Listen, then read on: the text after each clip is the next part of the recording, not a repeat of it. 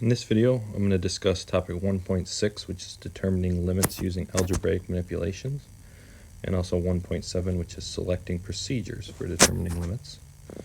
And you can see that we have some basic limit rules listed here. So we've got the limit as x approaches c of b is b, the limit as x approaches c of x is c, and the limit as x approaches c of x to the n is c to the n. So maybe it would be helpful if we put actual numbers in there. So it would look like this. B and c are real numbers. We know b and c are real numbers, and n is an integer. So if we had the limit as x approaches, say, 3 of 5, that's the first there. Actually, that's the first example that we see right down there. This would be an example of that right there. So the limit as x approaches 3 of 5, well, the answer is just going to be 5. The next one here says the limit as x approaches c of x. So that would be like the limit as x approaches 3 of x. Well, the first thing we can always do when we try and evaluate a limit is just plug in what x is approaching. So if we want to know the limit as we approach x, we can plug 3 in and we would get 3. So that's what that one says. And then the last one, the limit as x approaches 3 of x to the 4th power, let's say. Again, the first thing you can do or want to try and do is always just plug in what x is approaching, which you can. You get 3 to the 4th power. So just some basic rules of limits. So we already did this first example because that was number 1 up there. The second example, again, when we want to find a limit, the first thing we always try and do is just plug in what we're approaching. So we can plug 2 in, and therefore the limit as x approaches 2 of 4x squared plus 3 would be 4 times 2 squared plus 3, which is 4 times 4 plus 3, which is 16 plus 3, or 19. Example 3 says find the limit as x approaches 1. First thing we always want to try and do is see if we can plug 1 in. Can I plug 1 in? Because that would be what the limit is then. So if I plug 1 in, I'd have 1 squared plus 1 plus 4 over 1 plus 1. And that's going to be just fine. Things you got to watch out for are like 0 in the denominator or square root in the negative or something like that. This is going to be just fine. So 1 plus 1 plus 4 is 6. 6 over 2 is 3. And example 4, the limit as x approaches pi over 2 of sine x. First thing we try and do is plug in sine of pi over 2. Does that work? The sine of pi over 2 is going to equal 1. So first thing you always want to do when finding a limit is try and plug in what x is approaching. So example 5 here, if we tried to do that same approach and we plugged in -3 in for x, we would find that the denominator would be 0. So this is a case where we can't just plug what x is approaching in. So we're going to have to do something different. And you can see that these are called factor and cancel problems. So that's one approach that you'll often take when finding a limit, is if when you plug in the actual value that x is approaching and it doesn't work, maybe factor and cancel will work. So I'm going to take this and I'm going to try and factor it and see if anything cancels. So that would be x plus 3 and minus 2. And the bottom is still x plus 3. So if I'm finding a limit as x approaches -3 of this, but those cancel, now I can just plug in -3 for x because those are gone. I plug in -3 for x, I'm going to get -3 minus 2, which is -5. Similar scenario happens over there on the example 6. I can't plug in 1 because it would make the denominator 0, but I can factor that. This is a difference of cubes. It factors like this: x minus 1, x x squared plus x plus 1. That's how that would factor, and the bottom would be still x minus 1. So if I want the limit as x approaches 1 of this, those are going to cancel, which allows me to now plug 1 directly in.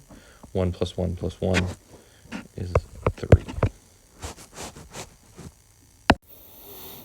Another thing we can do when we're trying to find limits is something called the conjugate. So again, I can't plug 0 directly into this problem. That'll make the denominator 0. I can't really factor like I did on the last couple. But if you have a situation like this where you see a square root involved, that might lead you to believe that it's a conjugate problem.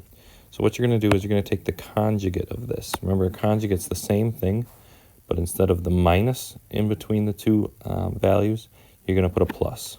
I'm going to multiply both the top and bottom by the conjugate of that, which would be squared x plus 1 plus 1 instead of minus 1. If I do that, then when I take these tops and multiply them together, square root of x plus 1 times square root of x plus 1 is x plus 1. These next two terms are going to cancel because it's square root x plus 1 minus square root x plus 1. And then lastly, I'd have minus 1. That would be the numerator. The denominator would be x times this thing. However, the plus 1 and the minus 1 on top are going to cancel. And now an x and an x are going to cancel because the 1's are gone now. So the x and the x are going to cancel, leaving me with the limit as x approaches 0 of 1 over square root x plus 1 plus 1. Now can I directly plug in 0? And the answer is yes. I'll get, this will basically be gone. So I'll get square root of 1, which is 1 on the bottom, 1 plus 1 on the bottom. So 1 over 2.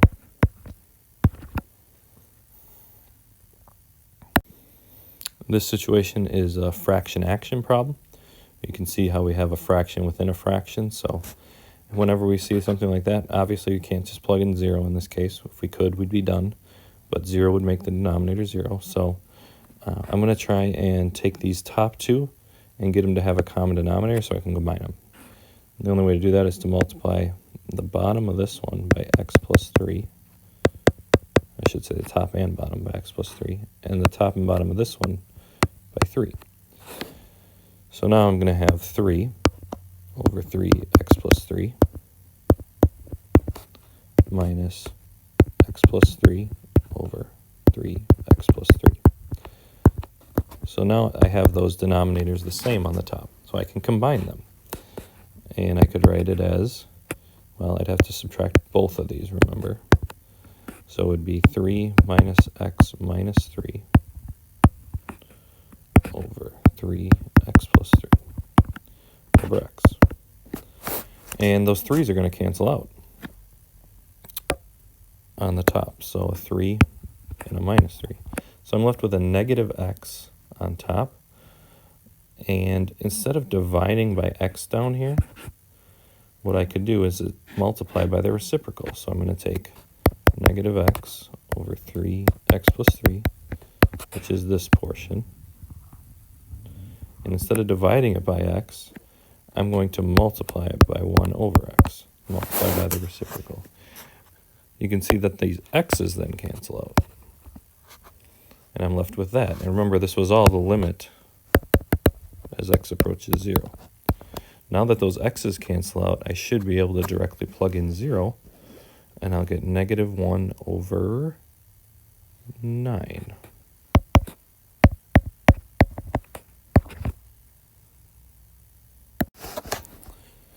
A problem with x plus h. So this one looks kind of crazy. I can't plug in h, or I can't plug in 0 for h because the denominator will be 0. So if you see something like this, your best bet is probably going to be to expand what you see here. So x plus h squared is going to be x squared 2xh and h squared. And distribute this. So minus 3x minus 3h plus 2 minus 4x squared plus plus 3x minus 2. And that's all still over h, but let me combine or distribute this first before I worry about the h on the bottom. So the numerator is 4x squared plus 2xh plus h squared. And then again, minus 3x minus 3h plus 2 minus 4x squared plus 3x minus 2. That's the numerator. I still have that over h, but let me just simplify it further by canceling out 4x squareds. By canceling out a negative 3x and a positive 3x, canceling out a positive 2 and a negative 2, you can see what I have left is, I'm going to put it in a different order, h squared 2xh minus 3h. And that's, remember, that was the numerator. That's all still over h. So I have the limit as h approaches 0 of this. But you can see all these terms have an h on them. So I could factor out an h on the top, and it would cancel then with the h on the bottom. Now I can directly plug in 0 for h. So the limit as h approaches 0 of h plus 2x minus 3. If I plug in 0, it's going to be 2x minus 3.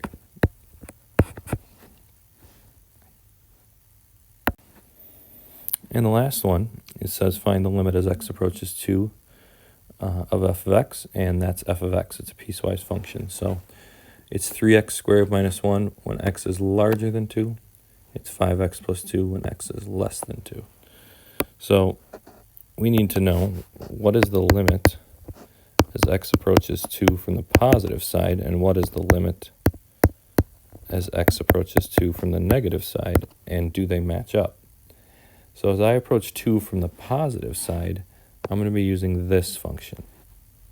So the limit as x approaches 2 from the positive side of 3x squared minus 1 is, well, I can directly plug in 2 to this. So that would be 2 squared minus 1, which is 3 times 4 minus 1, or 11. As I approach 2 from the negative side, then I'm going to be on this function, 5x plus 2. So can I directly plug 2 into this one? The answer is yes. 5 times 2 plus 2 is going to be 12. These do not match up. The limit as I approach from the positive side and the limit as I approach from the negative side are different, and therefore we would say that this one does not exist.